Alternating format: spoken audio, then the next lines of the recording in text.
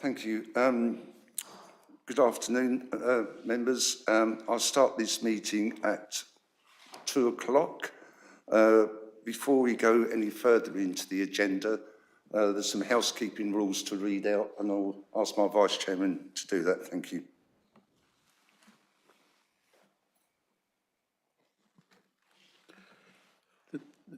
The building fire alarm signal is a continuous two-tone alarm. On hearing the evacuation alarm, leave the building by the nearest marked exit route. Follow the green signs to the assembly point. That's the large staff car park opposite the entrance to the building. Anyone who cannot use the stairs will be helped by officers present and other people have left after other people. Sorry about that. Do not return to the building until told it's safe to do so by any authorised officer. The whole of the council site is a no smoking area. Filming from the public gallery is permitted, but members must please refrain from filming within the council chamber so as not to distract the meeting. Mobile phones must be switched to silence or off, please. Thank you, Vice Chair. I have a few words to read out in these sad times, so can I ask members to stand, please?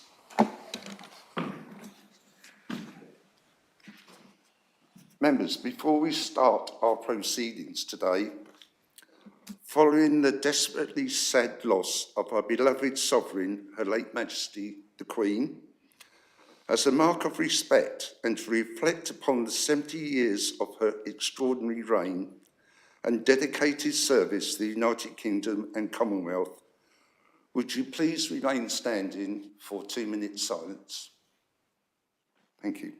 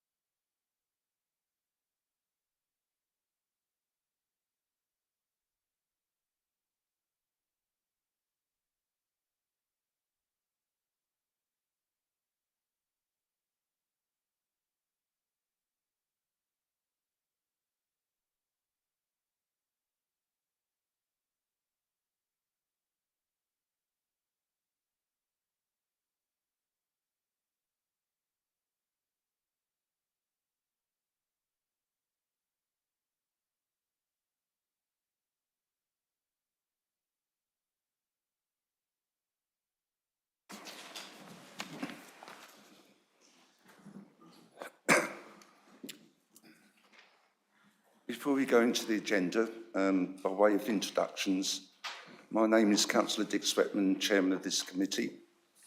To my right is Mr Nick Rogers, Head of Development Management. To his right is Mr Steve Ashdown, Team Leader, Major Developments in Infrastructure. And Mr Terry Stanley in the corner is managing the technical bits rather today. Thank you. To my left is Councillor Bruce Phillips, my Vice Chairman. To his left is Mr Tom Clark, our Legal Officer. And Alex in the corner is very kindly taking the minutes for us today. And in front of me are members of today's Planning Committee. Thank you.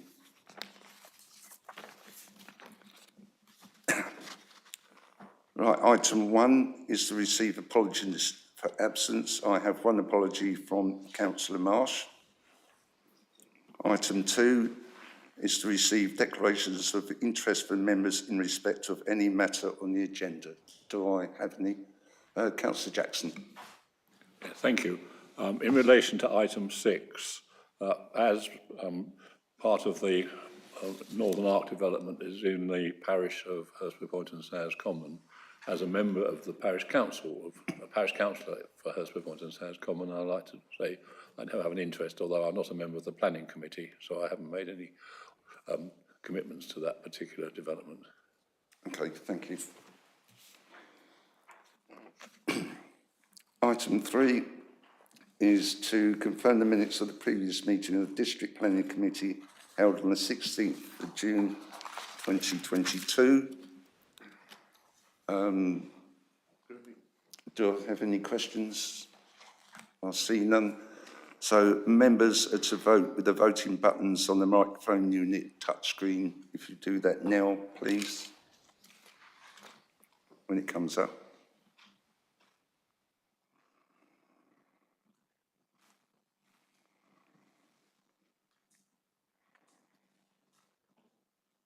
Oh, it's not.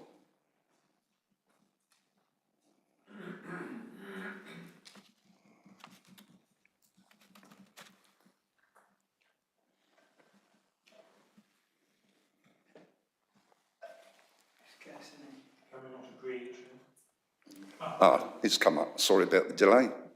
So we'd like to vote now. Thank you.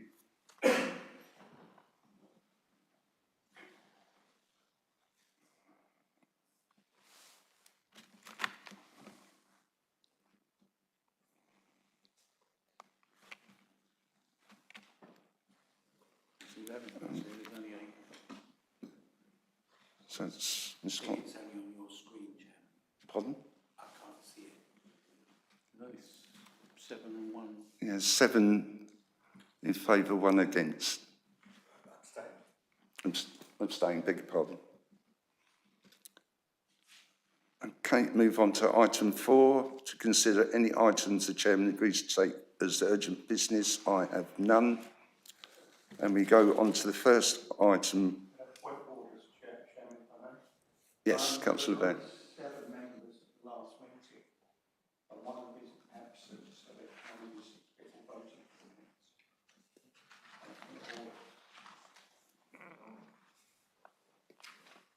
Sorry, 9, I beg your pardon.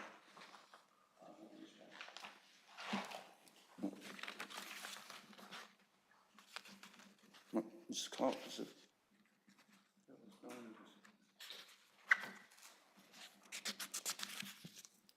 3, 4, 5, 6, 7, 8, 9. It was 9. Well, Chairman, in any event, there was a clear majority in favour of the minutes, so they are carried. Thank you. Right, go to item 6.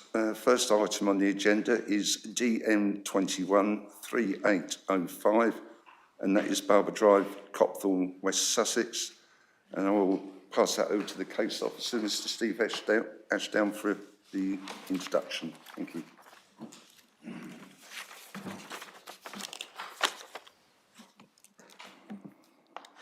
Thank you, Chairman. If I can just first draw members' attention to the update sheet, which hopefully you have in front of you, just to highlight the update to the second paragraph on page 10. I had unfortunately put the word "not" in there when it should not have been there. And just in terms of a quick verbal update, in terms of page 12, refers to a consultation response we're awaiting from Thames Water. It should actually be South East Water. South East Water serve or supply the water to this site. And as set out on page 44 of your report, South East Water have confirmed that there is sufficient capacity to serve this development. So there is no objection in that, in respect of their comments.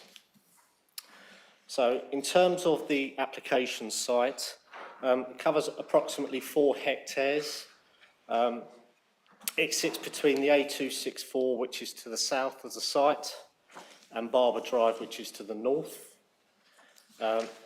The junction 10, the N23 junction 10 slip road and roundabout sits to the west, with Wurzel Drive to the east, and Wurzel Drive provides the main access and sole access to the Heathy Wood residential development, which is to the north. The site is allocated in the Site Allocations Development Plan Document DPD for employment, as you can see by this plan. Policy SA4 refers, and that policy is set out in full on page 18 of your report. It's worth noting that as part of the DPD policy, the built-up area of Copthorne has been amended. It's just shown by this red dotted line here. So the application site and the Heathy Wood development are now within the built-up area of Copthorne. This is just an aerial map to show the application site and the surrounds. So the application site is this bare bit of soil here. You have the Heathy Wood residential element to the north, located here, and to the northwest are the commercial developments. This is a slightly old aerial photo, but units 1 and 2 have both now been completed and are occupied. And as you can see, they are served off Barber Drive as well. One thing I'll point out on this map as well is the policy refers to a permissive cycle route across the site. This is the existing cycle route, which as part of the Heathy Wood development, section 106 is required to link through to Copthorne Road. So there is a planning permission in place that will provide the link along this route here under an underpass to Copthorne Road. So permission is in place for that, but it has not yet been delivered by the developer. So in terms of the existing site, it's been historically been used for inert landfill, and as I showed on the previous slide, it has an existing cycle path, permissive cycle path, which goes through the site here. The site itself is basically a essentially raised plateau, which sits above the land, or sort of sits above the road, both to the east and to the north. In terms of the proposal is for a single B8 warehouse distribution building with ancillary offices of approximately 10,700 square metres. The main warehouse element, which is here, will measure 145 metres by 68 metres with an overall height of 15.5 metres. The ancillary offices are located at the eastern end here. They'll be set over 2 stories and measure approximately 57 by 12 metres with an overall height of 11.5. The main service yard to the warehouse building sits to the north and is served off Barber Drive, but by an access here. It will provide for approximately 34 HGV parking spaces. A separate access also of Barber Drive was located further to the east to serve the 129 parking spaces. Of those 129 parking spaces, 30 are proposed to have EV charging points, with the remainder future-proofed for connection at a later date. Extensive new landscaping is proposed to the east and to the south of the site, while existing vegetation to the west is retained. It's also worth noting that a range of sustainable measures to reduce CO2 emissions and energy demand are proposed, including the installation of an air source heat pump and PV panels to the roof, and full sustainability proposals can be found on pages 39 to 40 of your report. It's also worth noting that it's proposed that the building will operate 24 hours a day.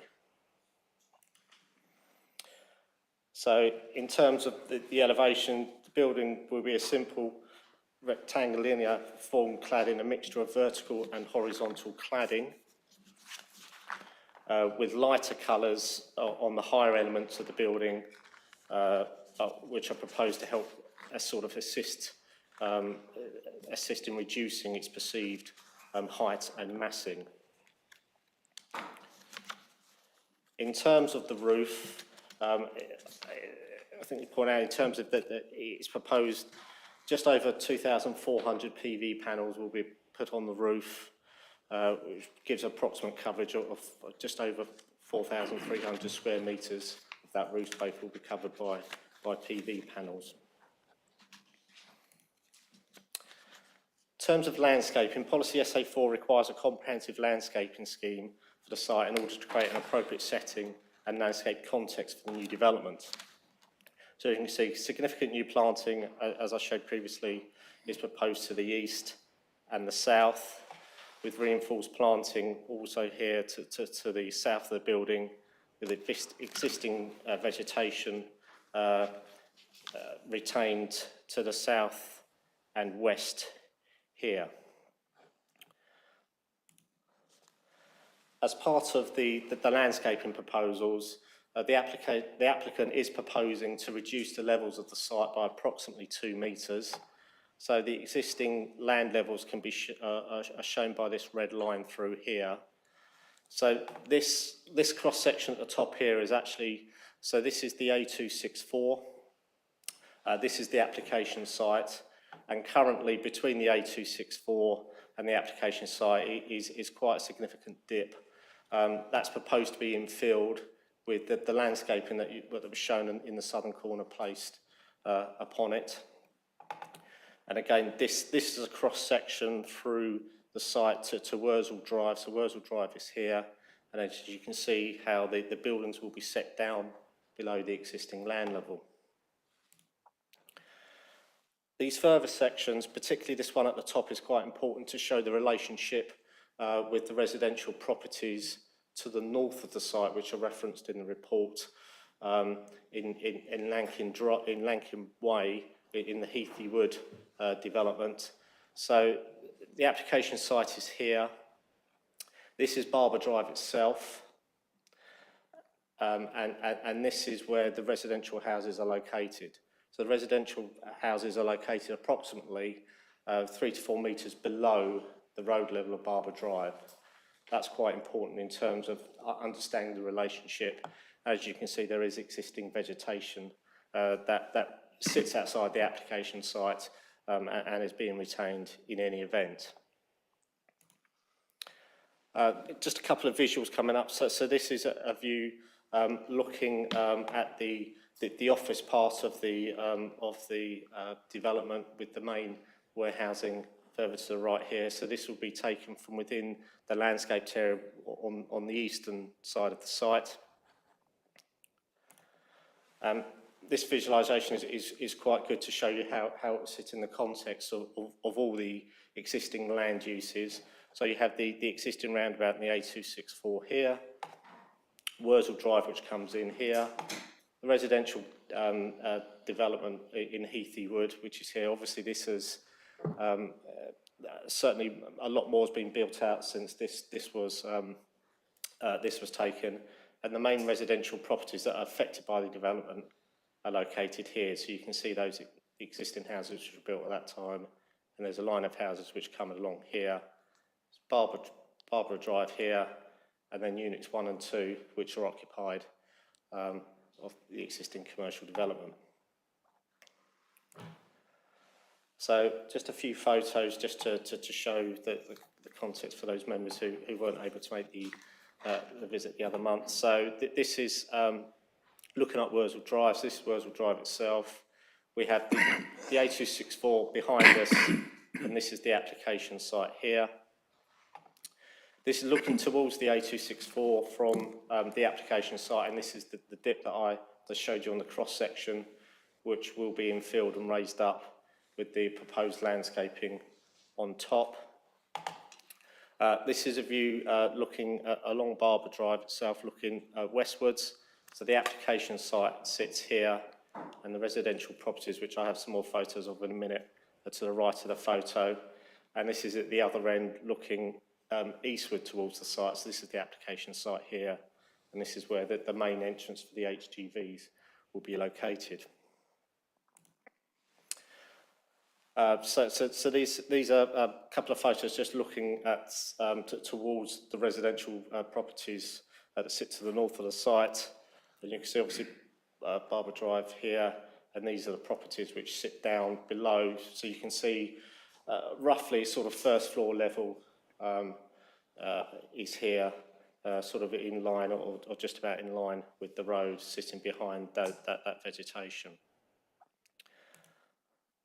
One thing I will point out that I should have pointed out on the layout plan is that in terms of the permissive cycle route, which is being re-provided as required by the policy, currently it will go through where the building is proposed. So instead, the route will come through along here, behind the building, and then down under the A264 to then join in with the approved cycle route. So in terms of the overall points, the site is allocated for employment uses under policy SA4 of the site allocations DPD. The proposed B8 building will provide approximately 150 jobs. While policy SA4 refers to a mix of B1 and B8 uses, it does not prescribe figures or a range, and the applicant has provided evidence to support their single-use development. And that in terms of their evidence, that's set out on pages 19 and 20 of your report. While the single use does not strictly comply with the requirements of the allocation policy, officers are content that the applicant has provided a robust justification for their proposal in this regard. In terms of design and layout, while the building is large, the elevation and finishes have been carefully considered to reduce its apparent massing. Having regard for this and the proposed extensive landscaping, it's considered that the proposals do provide a high quality scheme that would not have an unacceptable impact on the general character and appearance of the area.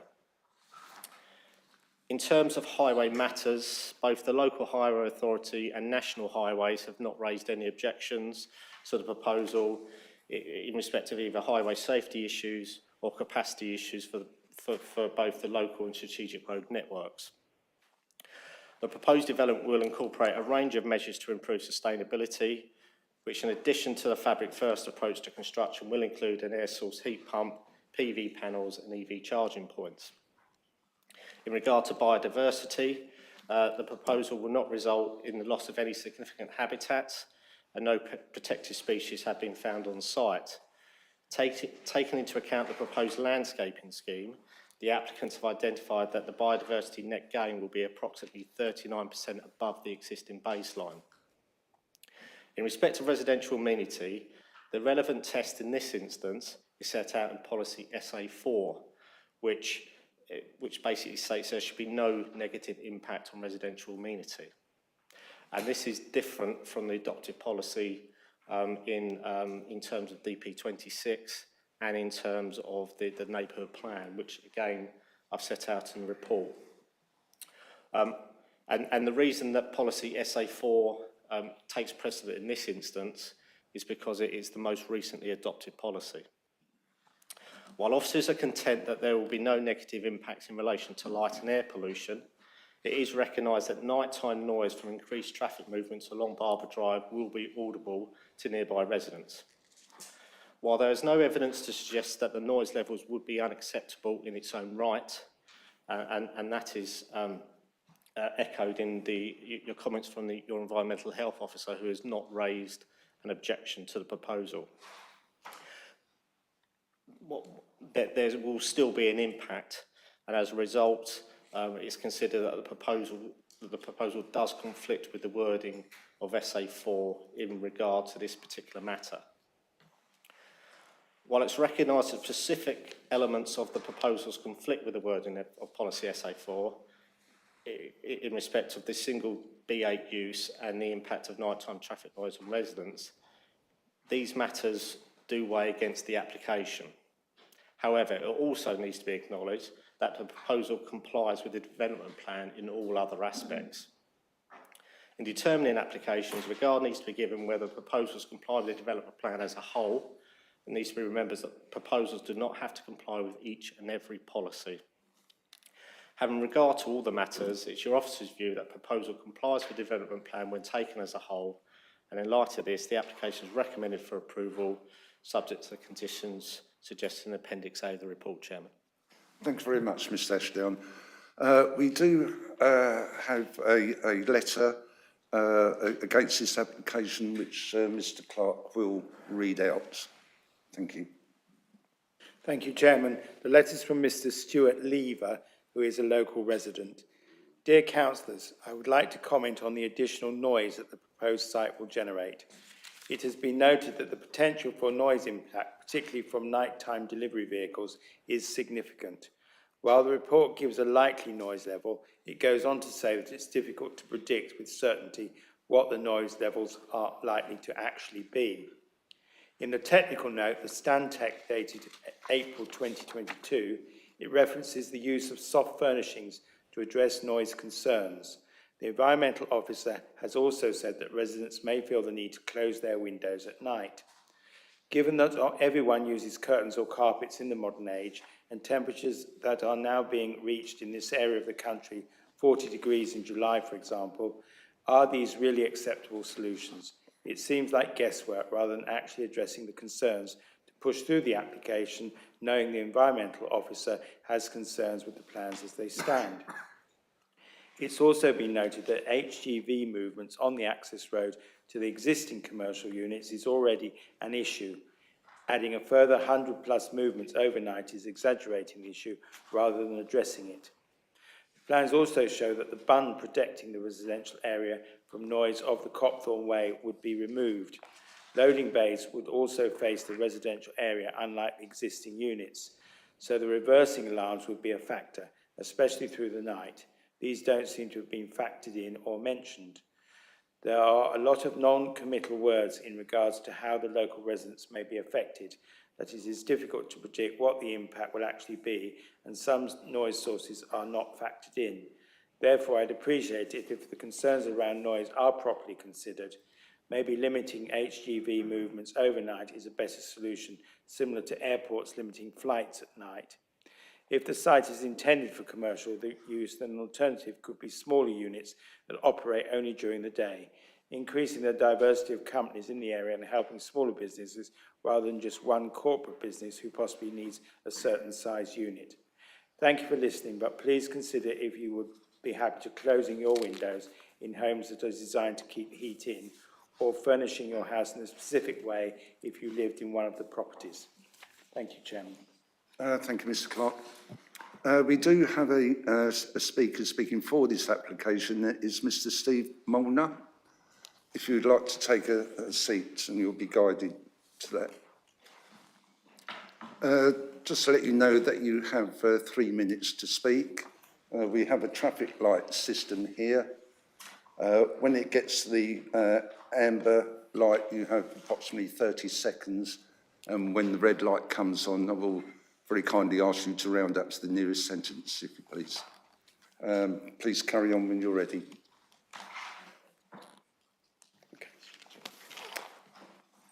Good afternoon, and thank you for the opportunity to speak in support of the application this afternoon. My name's Steve Molnar. I'm a Chartered Town Planner at Terence O'Rourke, acting as a planning consultant on behalf of the applicant, St Modwyn. As you've heard, St Modwyn is proposing to erect a single employment unit along with for storage and distribution use, along with the associated offices that sit alongside that. And this will provide a significant amount of employment floor space and associated jobs. It's an excellent location for employment use, being adjacent to the A264 and Junction 10. And it also forms part of the Gatwick and Crawley market area, which is one of the largest and most dominant commercial centres in the sub-region. There's clearly significant demand for employment uses in the area. A review of the employment lands need and the market was undertaken by JLL, and a report was submitted as part of the planning application. This review confirmed that there is a shortage of supply of large-scale employment units in the Gatwick and Crawley market area, and there's also clear evidence that there's growing demand for warehouse space nationally to reduce supply chain risks, which have been elevated due to Brexit and the pandemic. The application site is located on land allocated for employment uses under Policy SA4, and this establishes the principle of the proposed employment unit, and the policy allows for B8 storage and distribution uses. The use will also include approximately 20% of the overall staff being office workers. They provide approximately 30 jobs in the offices, in addition to the 120 employment opportunities related to the warehouse and distribution element, to reach the total of approximately 150 jobs. The proposal includes a range of sustainability measures to reduce energy demand of the building and supply energy more efficiently to minimise carbon dioxide emissions associated with employment use. These include the installation of an air source heat pump and roof-mounted solar PV panels on the building, resulting in savings in CO2 emissions of over 33%. The scheme has been designed to minimise landscape and visual effects. The building is partially sunk into the ground, and extensive landscape plantings proposed to integrate the building into the existing landscape setting and provide appropriate screening. The proposal has also been designed to minimise the amenity effects on neighbouring residents, including noise and light spill. This has been confirmed by our consultants' reports and by statutory consultees who have raised no objections to the proposal. So the development proposal accords with and is strongly supported by local and national planning policy and will provide much needed high quality local jobs. And we therefore respectfully request that planning permission is granted.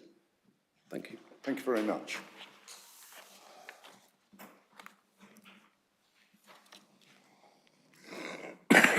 Excuse me. We do have the ward member who's speaking against this application, and that is Councillor Phillips.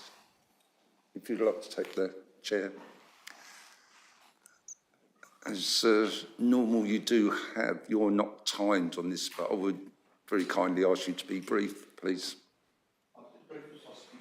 Thank you very much.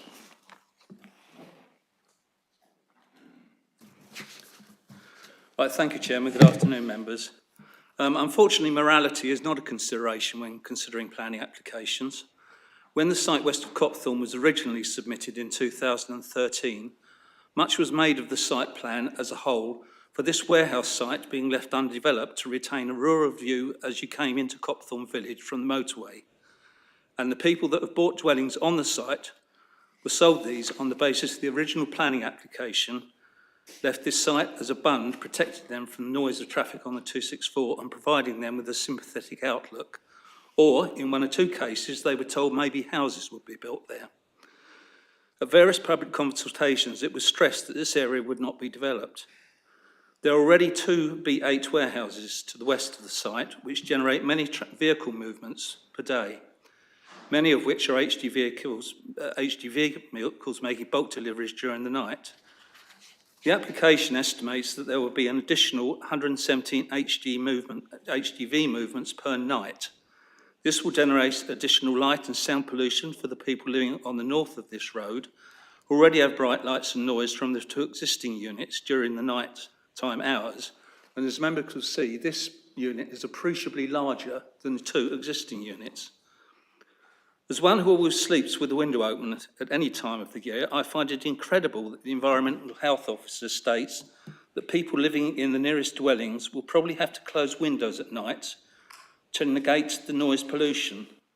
It is more surprising when SA4 states the proposed development should ensure that there will be no negative impact on neighbouring residential amenities. The Environmental Health Officer's comments would surely indicate that this is not the case. Additionally, at certain times of the day, vehicles are queuing along Barber Drive, and the addition of another large unit will exacerbate this situation and can cause white vans to be queuing as far as the main A264, as collections will be made from the proposed and the two existing units on the site between 8 and 10 in the morning. This situation will be further exacerbated by people driving off the 264 into the estate to drop their children off at the proposed school. Again, this would have unintended consequences on the A264. I accept that the site was included in the SADPD, and I would suggest that if some of the traffic and noise problems that have been subsequently been identified, it is less likely that this site would have been included. While site allocation in the SADPD indicates the principle of development has been agreed, it is not 100% guaranteed that a site should be developed, and I submit that the problems identified are sufficient to overturn this. Decisions of this nature often come down to whether the effects are slight or substantial, and I would contend that the inconvenience caused to the local residents and the transport disruption is significant enough for members to consider that to be substantial and reject this application. Also, it deviates sufficiently from the provisions of the SA4 in the SADPD for it to be rejected. If members are inclined to accept that this site is suitable for development, I would ask them to consider the following points. The original application for this site was passed on the basis of a mix of industrial space for business, light industrial and B8 storage and distribution. The two existing units are B8 storage and warehouse, and this application is approved. We will have all B8 units on the site and no provisions for smaller industrial units that could be taken up by small local businesses which would provide higher skilled and better paid employment. Small industrial units would operate in daytime hours and reduce the nighttime light and sound units on the adjacent houses. The developer states that this site is too small for a mixed development, but given that there are already two B8 warehouses on the site, why could there not be a smaller development on the site for light industrial units? I find it difficult to accept the developer's contention that there are no large units available, as a tour of Crawley Industrial Estate and a review of property agents' listings will show large warehouse units to be let in the immediate area. The recently approved DPT identified a requirement of 35 hectares of industrial space, but listed in excess of 40 hectares of space, so that requirements could be met without this unit.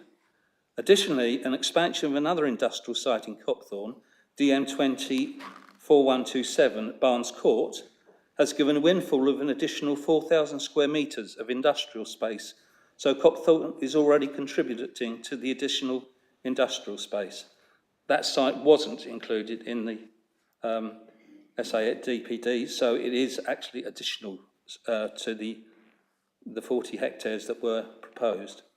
On several occasions in the report, the planning officer states, almost apologetically I felt, that this is a large development, and I would agree with this comment, and from the picture on the screen, members will see that it is, well, in my view, is disproportionately large for the site. If members believe that an industrial unit should be built on the site, I would urge them to reject this application as it is an overdevelopment of the site. A smaller unit would be far more appropriate. Thank you, Chairman. Thank you very much, Councillor Phillips. Yes, I think there's a few points in there.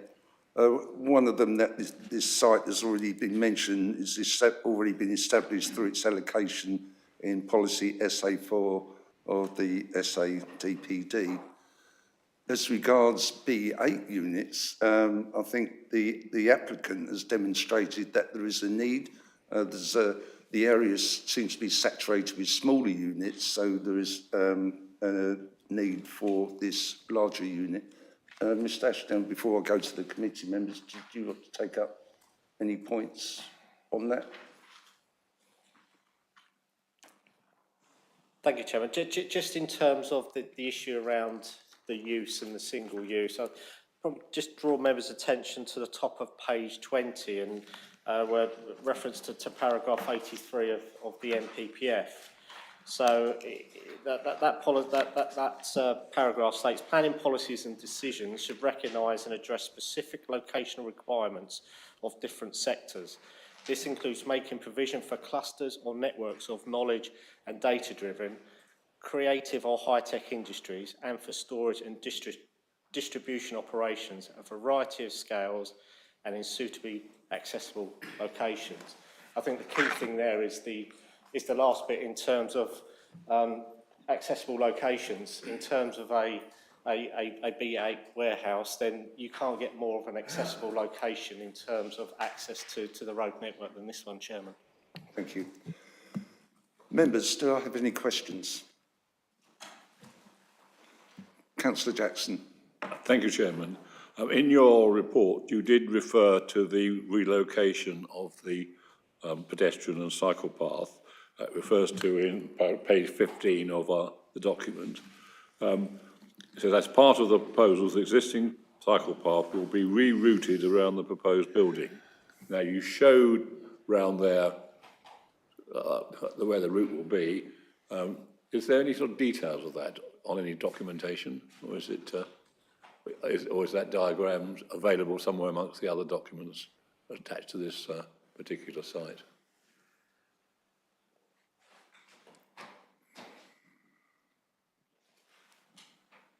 Thank you. In terms of the details, so this is the route here. So those details are included in terms of the landscape drawings for this particular site. So the site will provide, this development will provide the link to here. And then there's a separate planning permission which provides the link from under the A264 to Copthorne Road. So as part of this development, if approved, the link all the way through the site here will be provided. Okay, thank you. Councillor Bates. Thank you, Chairman. Overall, I think it's a good presentation. We visited the site.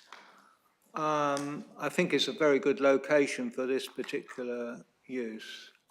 Unfortunately, there are problems that have been highlighted by local residents, but I think overall this is a good development for this site, especially the location access. When we did visit, we did observe there was quite a lot of queuing on the road into the other two units. So I wanted to establish if this would be the case on this particular application. It might compound the situation.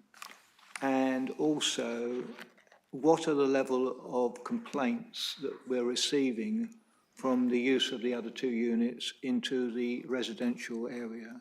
If we could get some idea of if there is a problem or what the level of the problem is. Thank you.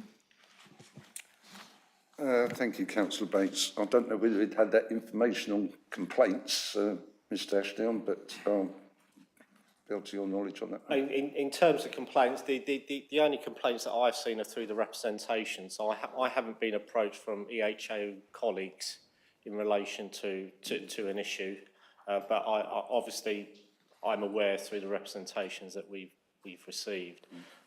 Just in terms of the first point you made in terms of queuing, then you know, clearly the proposal has been considered by West Sussex, the local highway authority, looking at the local highway network, and you know they're aware of what the proposed use is in terms of the B8. They're aware of what the existing uses are in terms of the B8 uses on units 1 and 2 already there, and they haven't raised an objection.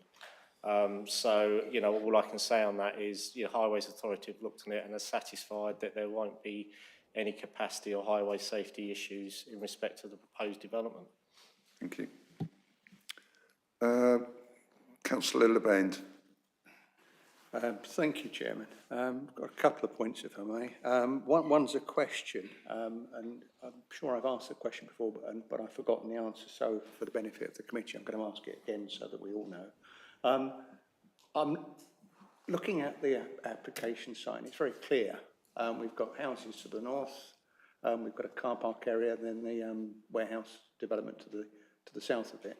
The question is, why has it not been designed to actually put the parking area for the HGVs behind the building, between there and the A24, so that it would actually shield that area from traffic, or shall we say, loading and unloading movements at night?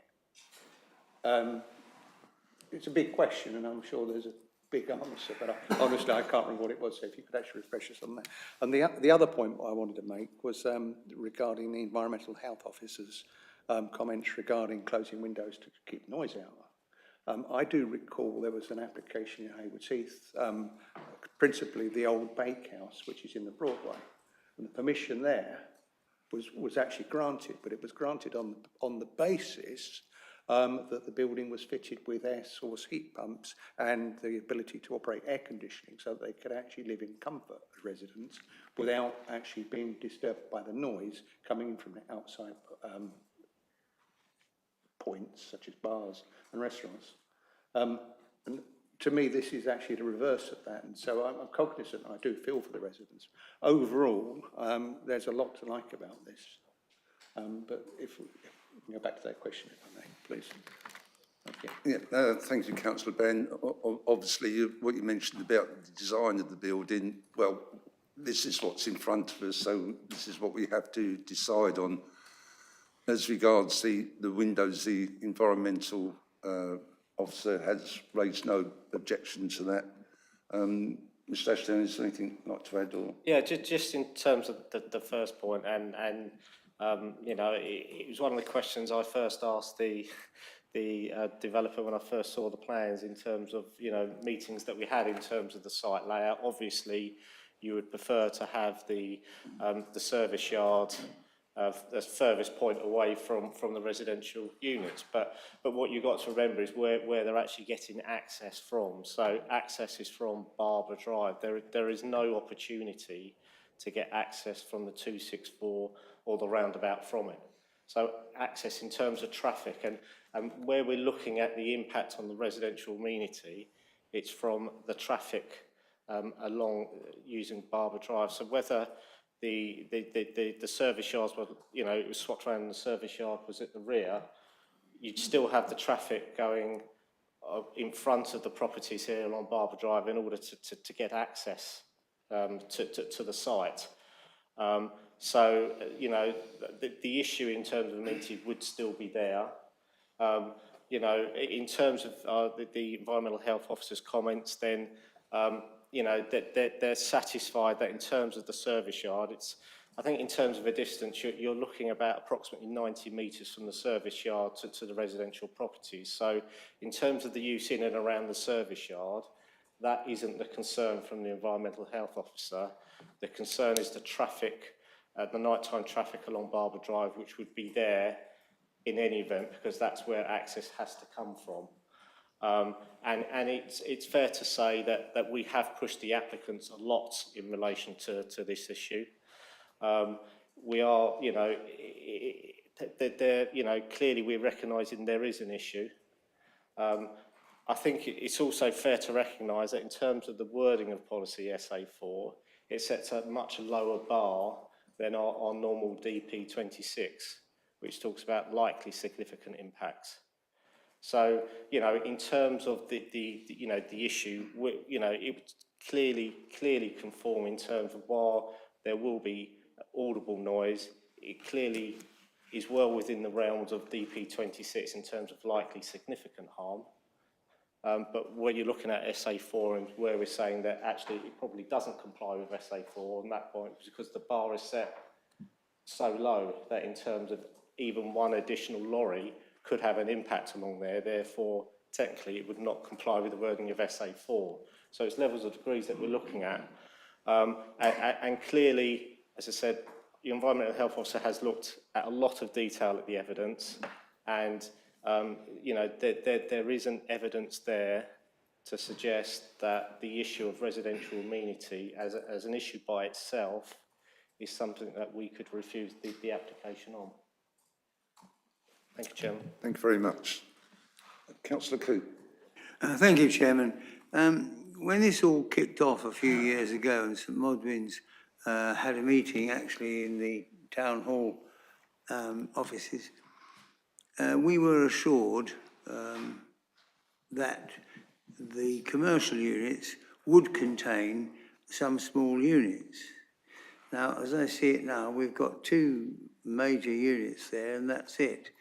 I appreciate that it's employment for the area, but we have full employment more or less, because of Gatwick Airport.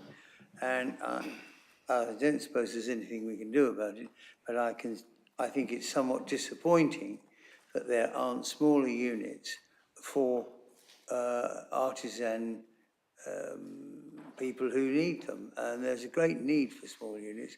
I understand, of course, from the point of view of the landlord, it's one tenant, one rent every month, and he doesn't have to chase. But I'm very sad that it's turned out as it has. Thank you, Chairman. Thank you, Councillor Coote. Yes, as already been mentioned, there is a demand for B8 use, as the area is very well saturated with smaller units, and actually it's ideally suitable for the main M23, which is absolutely ideal because it's not blocking up all the A or B roads, so they can get straight onto the motorway. Councillor Hatton. Thank you, Chairman. It's not red. Don't for it to go red. Right, thank you. Just if we look at page 54 at the top, clearly the environmental officer and the planning officers and the residents, and I guess quite a few of us around here, feel very concerned about the noise levels that these 117 HGV movements will make during the night. Can I ask who decides whether proposals to mitigate this, whether they're viable or not? Who decides that, please?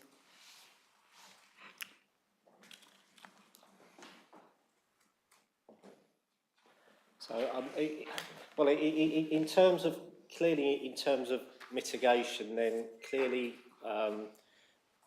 we have conditions set out in terms of on-site mitigation, but in terms of the traffic will be what the traffic will be, and clearly they've indicated, I think, up to 117, depending on, it might be less, but, you know, up to 117. So, you know, when the Environmental Health Officer has looked at the application, it's been looked at in terms of the worst case scenario, i.e. 117 nighttime movements. But, you know, all we can control is what's within the application site. So in terms of it's a use, you know, proposed use of, you know, over 10,500 square metres, it will generate X amount of traffic movements or up to X amount of traffic movements. And it's on that basis that your Environmental Health Officer has looked at it very carefully over, you know, several months to come to the conclusion that there isn't evidence there that we could sustain a reason for refusal, and that the conditions that we set out are what we can do in order to mitigate the impacts for when those uses in terms of the lorries and the use actually on the site. We can't place mitigation on the road or the road users because that's outside the application site and outside our control. Thank you. I think I'm going to make this the last two questions because overall, when you look at this, there's no real planning policy reasons to refuse this application. So I will ask Councillor Trumbull. Thank you. Speak. Thank you, Chairman.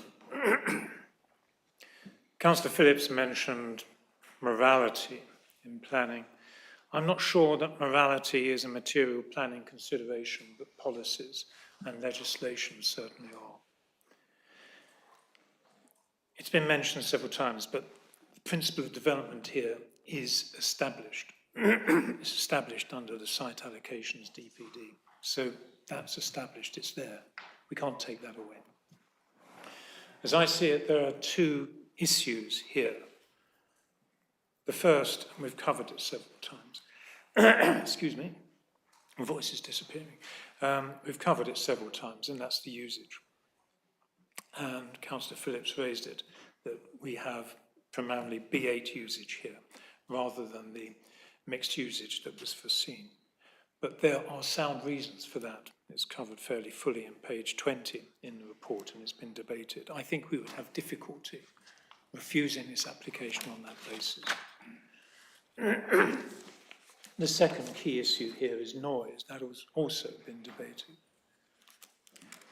I listened carefully to Stuart Lever's letter read out by Tom Clark. And those issues, again, are fully debated or fully mentioned and covered in this report on pages 29 and 30. And once again, I think we would have difficulty refusing this application on noise issues. That being the case, Chairman, I would move as recommended on this application. Thank you. Thank you, Councillor Trumbull. Okay, we have Councillor Eves, and I'll make you the last speaker. Thank you. I pressed it. Sorry. Thank you, Chairman. Thank you. Yes, the principle of development is established, but the question is which type of development? Why do we have to have such a big building, and why does it have to operate 24 hours a day? I just don't get that. I don't see why we couldn't put a condition in saying it's restricted until 7 p.m. or something. Mr. Ashdown has demonstrated that the first floor level of the housing, the bedrooms, are on a level with the road. So the traffic will indeed be a big problem for them. It's already a problem, I would say. But the trouble with these HGVs is the reversing beeps, probably, and the bright lights that would have to dominate the service yard.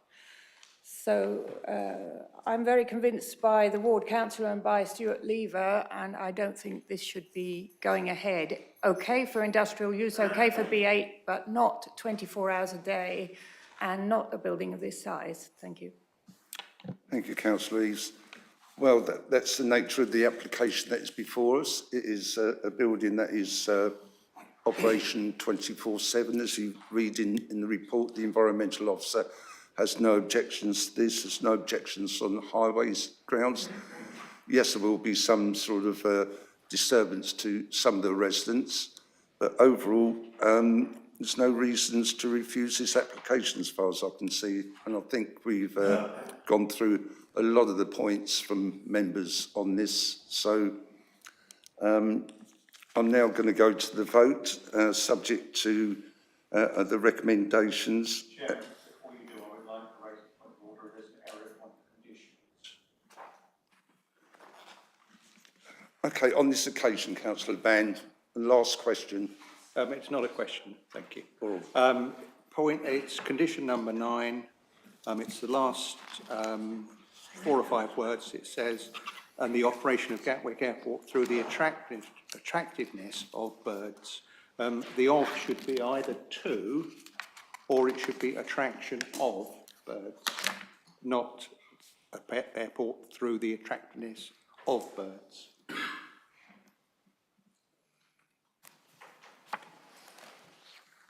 Slightly pedantic, but we need to get it right.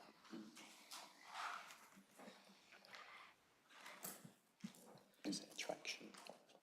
Pardon? Is it attraction? Change attractiveness to attraction. Okay, that's been changed. Thank you. Okay, I have a proposer, Councillor Trumbull. Do I have a seconder? Councillor Band, the recommendations is recommended that the planning permission is granted subject to the application or the conditions set out in Appendix A. Can members go to the vote now, please?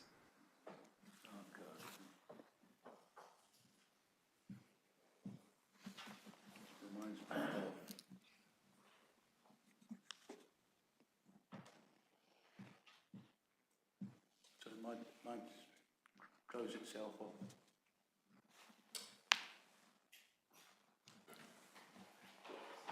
You've voted.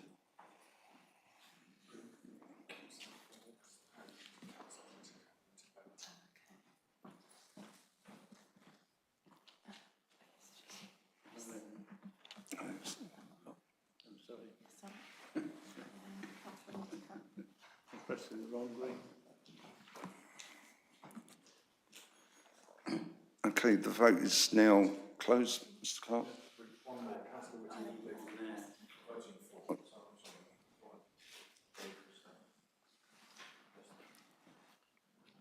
I'm just waiting for that to come up on the screen.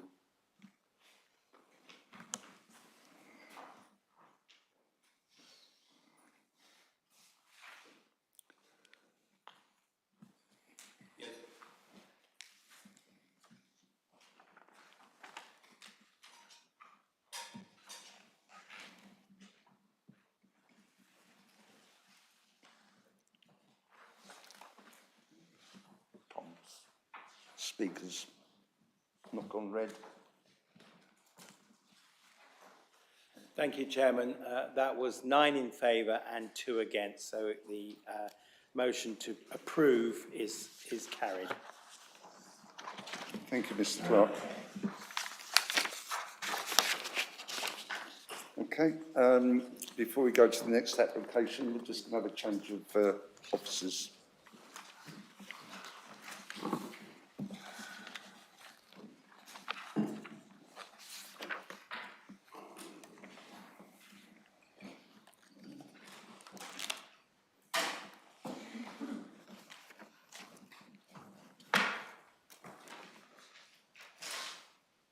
And the case officer is Louise Yendall, and she is the Northern Arc Manager, and I'll give her a few minutes to get prepared.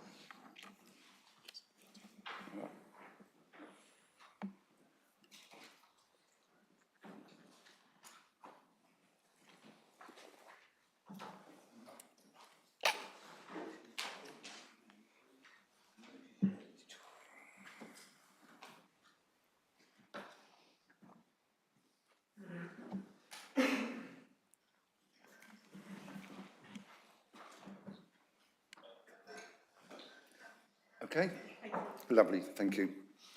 Right, agenda item 6, application DM/21/3279, and this is to do with the change of conditions on the Burgess Hill Northern Arc, land north and northwest of Burgess Hill. Louise, thank you. Will you take us through the application, please?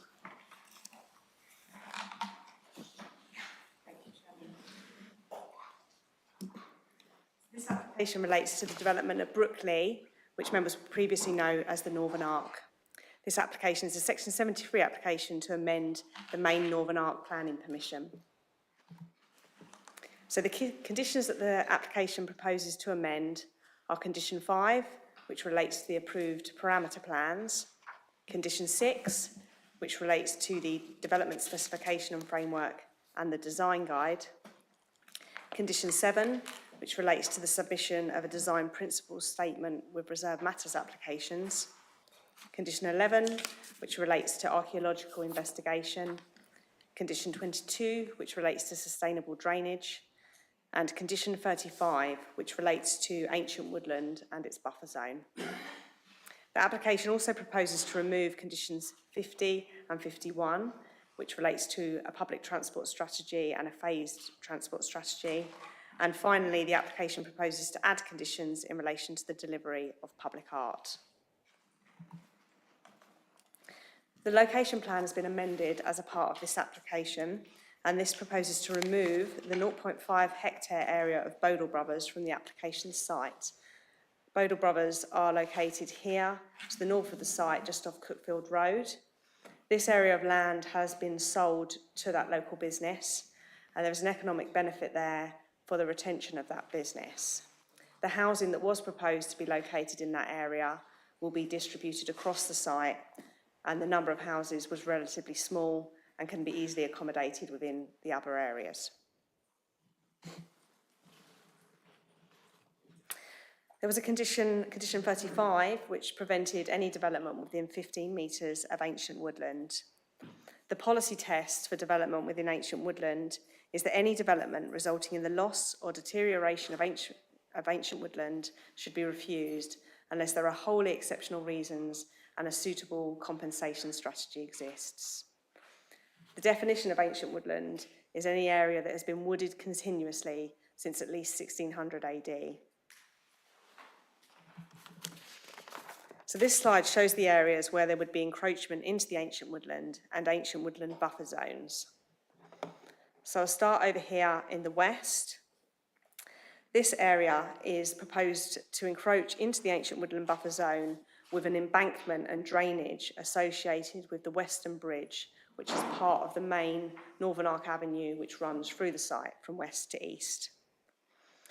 It is considered that there are no suitable alternatives to the location of the bridge and the associated embankment due to the siting of the road in between the two sections of ancient woodland, here to the north and the south, and levels implications in the area. Not including this link between the western and central sections would have unacceptable transport impacts, as vehicles would be forced to travel south along Jane Murray Way and Sussex Way, resulting in increased trip durations, increased movements on the surrounding roads, and the distances added to the journey would discourage travel by sustainable modes. In this instance, there are considered to be wholly exceptional reasons to allow this essential infrastructure in this location.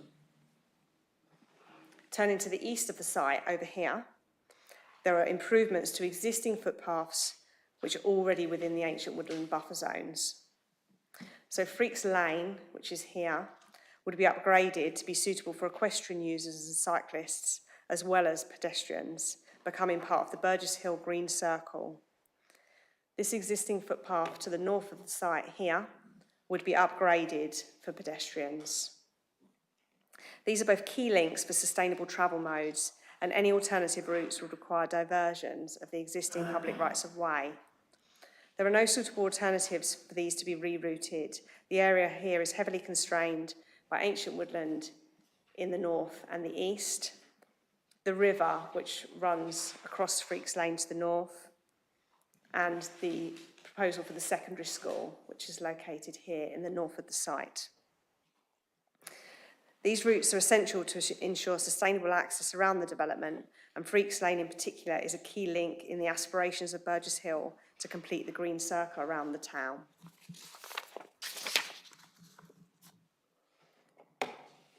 This area to the north of the site is a piece of drainage infrastructure which extends from the ancient woodland buffer zone into the ancient woodland itself. I'll go into more detail on this particular piece of infrastructure on the next slide. And here and here are other pieces of drainage infrastructure which are proposed within the ancient woodland buffer zones. Now, the drainage strategy for Brookley has been designed to replicate as closely as possible the current natural drainage of the site. The drainage master plan also ensures that the development will run off at the existing greenfield rates. Altering the drainage to take the development out of the ancient woodland buffer zones would alter the existing water flows, which could have unacceptable ecological impacts and impact on the woodland itself, and would result in much more extensive development in order to bump and divert the water away from the natural flows. The development itself is minor in nature, comprising small pipes with diameters of approximately 150 to 225 millimetres and head walls that allow the water to exit to the watercourses. The exact details of these pieces of infrastructure would be determined at reserve matter stage. Now, moving to the piece of drainage infrastructure that is within the ancient woodland itself, the pipe which is proposed here would run along an existing ditch within the ancient woodland along a farm track that you can see here. So on this photograph, you can see the field gate at the top of the photo. That is the edge of the ancient woodland. As you travel down, the ditch comes from here down, and as you get closer to the watercourse, it becomes more prominent, and it eventually leads to the watercourse here.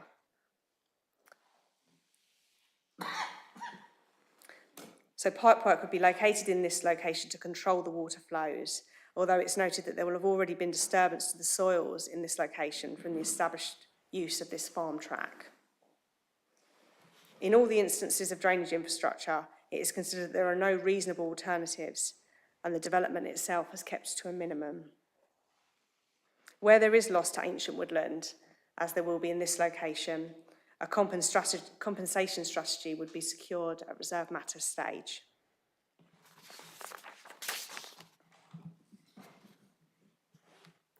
This plan again shows the green infrastructure parameter plan and indicates in more detail 2 areas of the site where development is no longer proposed. So the first is this area in the east, just to the north of Lowlands Farm. This area is no longer proposed to be developed, but would become part of the Beadlands Nature Reserve extension. And this area in the centre of the site is also no longer proposed to be developed. This area is effectively landlocked from ancient woodland to the east and north, and so access to this development plot would either have to be through the ancient woodland itself or through land that is not within Homes England's control. These areas are therefore proposed to be public open space. And these areas will add to the green infrastructure on the site, which equates to approximately 45% of the site overall. This slide shows the access and movement parameter plan. A road was originally proposed here through 2 pieces of ancient woodland, which are the white areas to either side. Following engagement through the Open Space and Ecology Liaison Group, which comprises local groups with an interest in open space and ecology, they suggested the removal of this link, and as such, Homes England have chosen to amend the plans. There would be a retained route through the centre of this, through the middle of these 2 sections of ancient woodland to provide cycle and pedestrian access, as well as emergency access for emergency vehicles. The removal of this road would result in ecological benefits associated with having less development in between ancient woodland, and the transport implication from this removal of this road would be minor and would not unacceptably impact on traffic flows around the development itself or beyond the development. This is the density parameter plan. In an area to the south of the neighbourhood centre, the densities have been reduced. This is following market testing, which has indicated that housing would be in more demand than flats in this location. So it was originally proposed to be developed at a density of 100 to 150 dwellings per hectare, but as a result, the amended plan is proposed to be developed at 45 to 65 dwellings per hectare. Again, as with the other areas that have been lost to development, the housing can be satisfactorily accommodated in the remainder of the areas on the site. The amendments proposed also introduce the Street Design and Adoption Manual. This is designed to ensure consistency across the Northern Arc with streets and other routes designed, including the sustainable transport routes. This is to ensure the roads are built to adoptable standards to enable West Sussex County Council to adopt them. This slide gives an indication of the sort of detail it includes, which shows a cross-section of the tertiary streets, shows the key dimensions and details of the materials and landscaping. This is again taken from the Street Design and Adoption Manual, and it shows examples of the materials that will be used in the street design around Brookley. The application also includes other amendments, the detail of which is all contained within the officer report. But in summary, archaeology and SUDS details are proposed to be submitted for approval in phases, rather than requiring all the detail to be provided up front. Public transport is no longer going to be directly delivered by Homes England, but instead by West Sussex County Council following receipt of a financial contribution from Homes England. Some of the open space parcels are going to be delivered later than indicated in the original Section 106, alongside their development parcels. However, the key sustainable transport links through these open spaces would be delivered earlier. The land for the Centre for Outdoor Sport will be transferred in 2 phases. This would enable Mid-Sussex to commence development of this site earlier. ICT for the primary schools will be directly delivered by West Sussex County Council or their academy partner, following a financial contribution from Homes England. The Fairbridge Way cycle and pedestrian temporary works are no longer required, as the permanent works are almost complete, in association with the Fairbridge Way scheme. A scheme of cycle and pedestrian improvements between the site and Wivelsfield Station is proposed to be introduced. And finally, conditions proposed to secure the public art, which is indicated within the Northern Art Design Guide. It is recommended that planning permission is granted, subject to the conditions set out in the appendix and a legal agreement. And before we move on, just want to draw members' attention to the update sheets. There were two for this item. The first update sheet corrected a printing error in the original report, and that's a table which is part of Appendix C. And secondly, the second update sheet, it corrects some errors in the report, and it also amends some of the conditions, amending the drawing numbers and indicating, adding the word general to condition 21 and condition 23. Thank you, Chairman. Thank you very much, Louise. We do have a speaker speaking for this application, and it's Mr. Nicholas Milner speaking on behalf of Homes England. If you'd like to take a seat, then you'll be guided to that. Thank you. Are you okay with my recent explanation on the traffic light system? Yes, You do have thank you, 3 Chair. minutes, and I will ask you to round up when the red light comes to new sentence. Okay. Please go ahead when you're ready. Thank you. Okay, thank you. Good afternoon, Chair and committee members. My name is Nicholas Milner, and I'm the planning lead for Brookley at Homes England. As master developer of Brookley, Homes England is committed to delivery of 3,500 high-quality new homes, infrastructure and community facilities at pace to meet local need, whilst respecting and enhancing the environment. Approval of this Section 73 application will allow Homes England to proceed with confidence with the design and delivery of the next phases of the development. As you've heard from the planning officer, the current application seeks to amend a number of planning conditions associated with the original outline planning permission granted in October 2019. Through the submission of revised drawings, the application seeks to consolidate a number of relatively minor but important refinements to the proposals since the outline planning permission was granted. Many of these are a result of engagement with local stakeholders, including the Open Space and Ecology Liaison Group and officers of Mid-Sussex District Council, as well as more detailed investigations and site surveys. The proposed changes do involve the introduction of very limited surface water drainage infrastructure, pedestrian and cycle route improvements within buffer zones of ancient woodland. These are unfortunately unavoidable, given the locations of the existing watercourses and public rights of way. The surface water drainage proposals in these locations are necessary to ensure that the future drainage systems replicate as closely as possible the current natural drainage of the site, minimising the future risk of flooding. We have worked very hard to ensure that the proposals can be delivered with minimal impact on the ancient woodlands and that alternative approaches would give rise to more significant negative effects.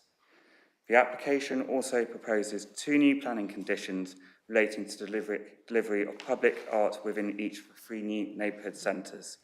This reflects Homes England's commitment to ensure the scheme incorporates public art proposals which will be developed in consultation with local people.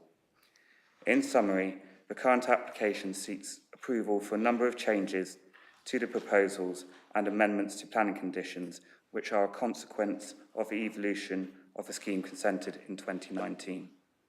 Many of these changes will ensure that the proposals are more sensitive to environmental conditions and reflect the aspirations of local stakeholders.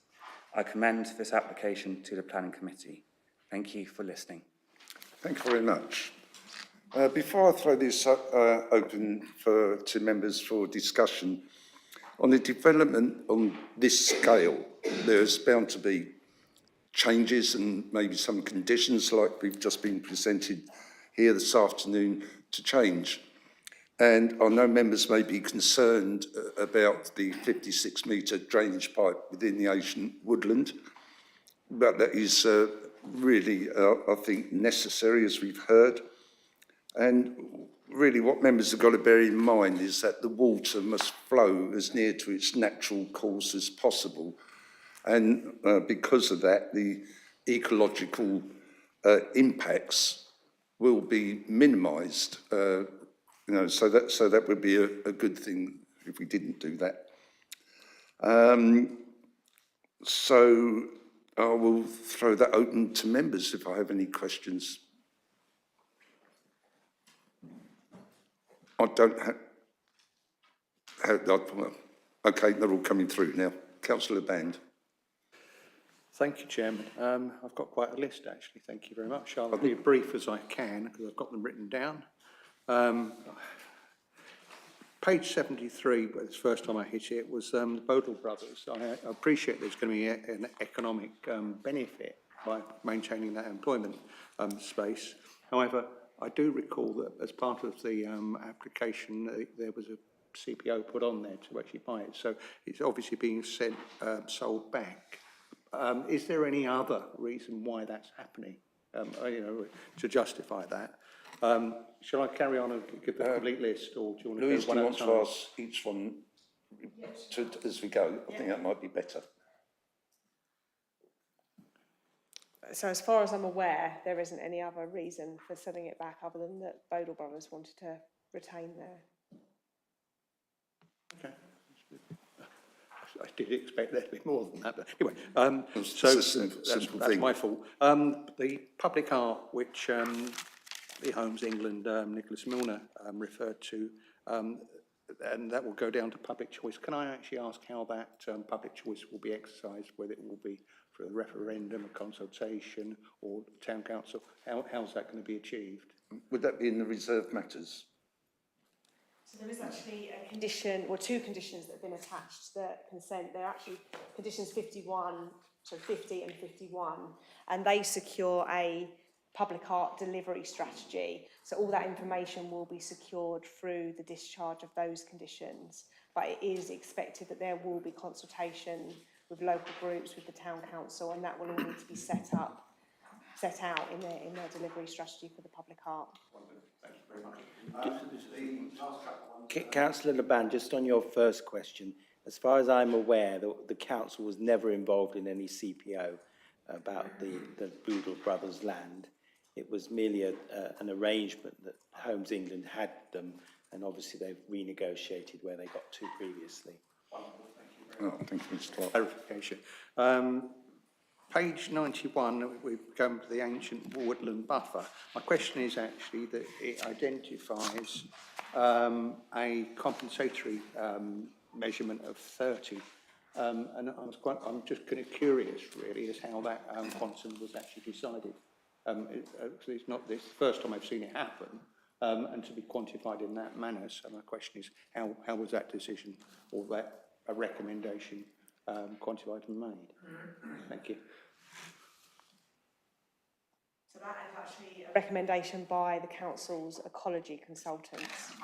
So they have recommended that. I don't know how that multiplier of 30 it was reached by them. Yeah, that's the point being was if it was one true, it's not.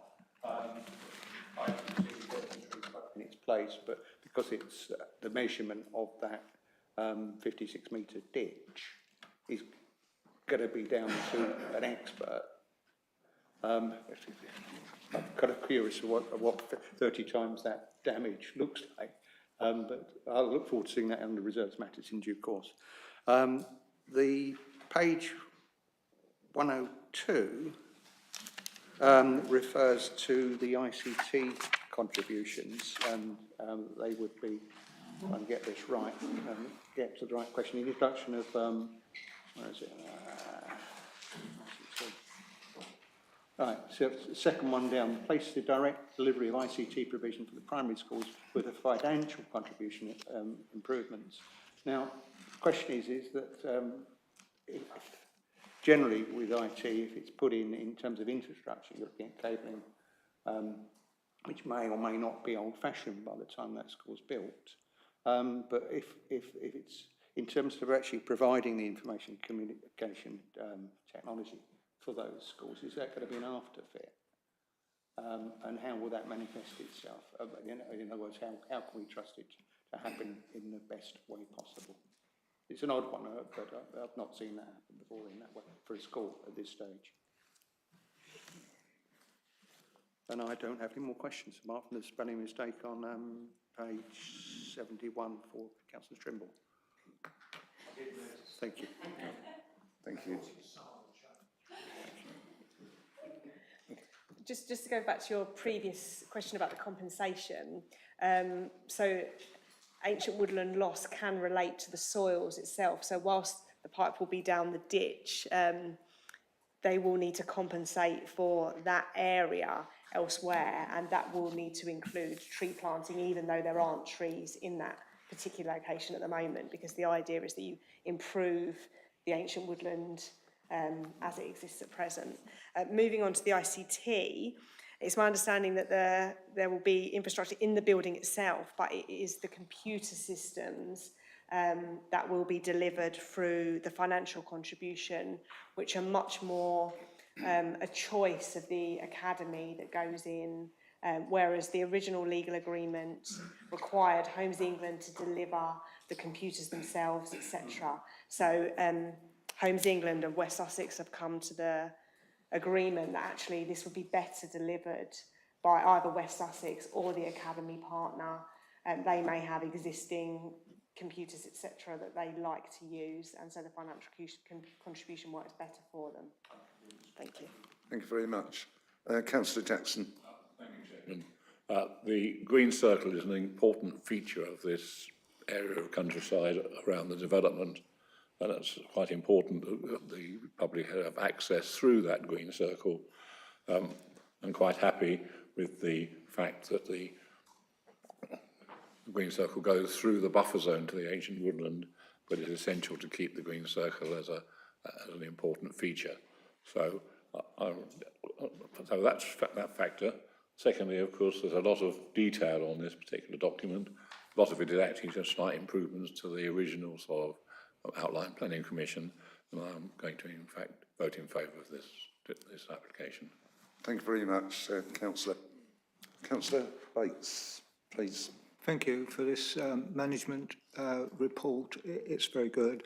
The only thing I would say is you can't really see the wood from the trees, but that's my my comment really was that the overall, is there a loss, I think, of the woodland, but it's being gained back by some open land. So in principle, is there any plan to try and re-establish the amount of trees that are on this area at all, or improve it, in fact? And the other question really is, early on, there was a mention of a loss of transport, public transport, and I didn't really pick up on the details of that.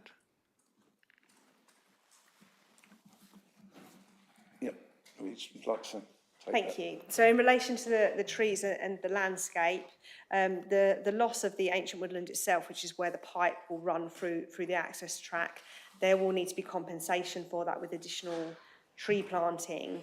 In addition, the other open space areas will need to come forward as part of reserve matters applications, and we will be expecting those public open space areas to include new tree planting to replace some of the trees that are lost on all the areas of the other development. In relation to the public transport, so initially the outline section 106 required Homes England to directly deliver the public transport strategy. Conversations have since taken place between Homes England and West Sussex, and they have both reached the conclusion that West Sussex would be the most appropriate authority to deliver that public transport strategy, given their role as the highway authority there. Thank you. Thank you very much. Well, we've got next, Councillor Eaves, please. Thank you, Chair. Yes, I think this is a very useful report. Thank you very much. I regret that there has to be any interference with ancient woodland, but I see why. I regret the loss of the golf range and the wildlife on the golf course. I'm particularly concerned about the bridge which will go from the golf course to the Saffrons. As the Environment Agency say on page 439, all bridges should be clear span, not culverts. And this bridge is particularly important. It needs to have a very wide span because there are badgers underneath it. So the bridges must allow the riparian corridor to remain intact, as the Environment Agency say, page 439. Cycle storage at the stations is going to be important because there are a lot of wonderful cycle paths, but people aren't going to use them if they don't feel that they can lock their bike up safely and that it'll be there when they come back from the commute. How long will the community engagement worker be employed? This is the first time I've heard of that post. The recommendations on the housing mix seem to date back to 2014, pre-COVID. Have they been updated at all? Are we still looking at those old data? How would cyclists cross Isaac's Lane, presumably Toucan crossing? I love the mobility corridors. The odour, there's an odour contour for Goddard's Green, but there isn't an odour contour for the Slurry Lagoon. Perhaps there should be. And very keen on Swift boxes. Please don't let it just be bat boxes. Swift boxes are really important as well. Councillor Eaves, sorry to interrupt you. Had you finished? I'll stop there. I could go on. Well, I'm very impressed because it looks like you've read about 438 pages, most of which... 150, wasn't it? Well, whatever. So I admire you for doing that because that has already been approved under the outline permission for the whole of the Northern Arc. What we're actually looking at here today is a change in conditions, which Louise has very eloquently explained to us. We're not looking at housing mix and that sort of thing. So I'm taking advantage of the presence of Mr. Milner. yeah, so if we could move on, if you don't mind. Oh, thank you. Right, okay, Councillor Coote. Thank you, Chairman. I've got 10 pages of notes here. Well, I'm not going to read them all out. No, I just wanted to compliment the officers on a very comprehensive and very long document, and move as recommended, Chairman. Thank you. As I have no questions, I will go to the recommendations, and it is recommend... Oh, sorry, beg pardon. Can I have a seconder, please? Thank you, Vice Chair. Go through the recommendations. It is recommended that, subject to the satisfactory S106 planning obligation, securing the necessary infrastructure and affordable housing, planning permission be granted subject to conditions set out in Appendix 8. Will members vote now, please?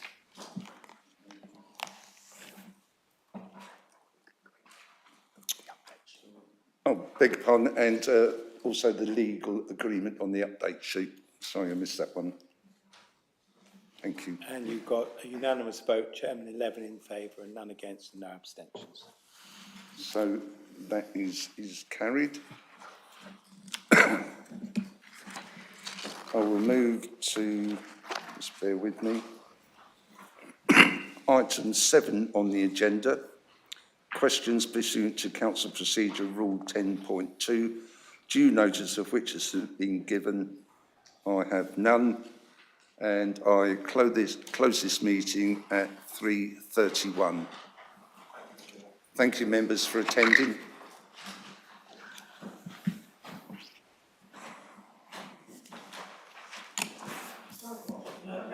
Good. Okay. Is that right?